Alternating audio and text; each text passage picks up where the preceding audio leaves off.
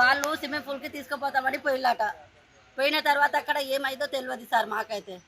కానీ మా బిడ్డకైతే వాళ్ళు మా అల్లుడు టార్చర్ పెట్టేదట. కానీ మాకు చెప్పలే. మా బిడ్డ చెల్లెళ్ళతోని చెప్పుకున్నది, మీ బావ మంచోడని అనుకుంటారు మీరు, కానీ మీ బావ చెడ్డోడు. మీ బావ గురించి చెప్తే మీరు మాట్లాడారు మీ బావతోని. మీ బావ అంతా మంచోడు అనుకుంటారని మా బిడ్డలతో చెప్పిందట.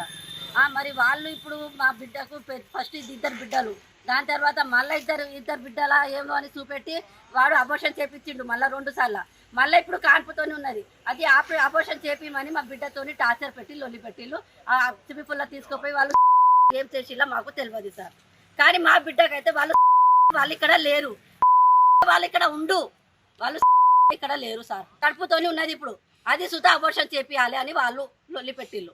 ఇప్పుడు 3 నెలలు అట అది అబోర్షన్ చేపియాలి అంటారు వాళ్ళు. ఇద్దరు బిడ్డలు ఇప్పుడు పిల్లలు ఇద్దరు బిడ్డల తర్వాత 2 సార్లు అబోర్షన్ చేపించిళ్ళు. మళ్ళీ ఇప్పుడు కాన్పుతోనే ఉన్నది. కాన్పు అబోర్షన్ చేపించమంటే నేను చేపించుకోను అని అన్నదట.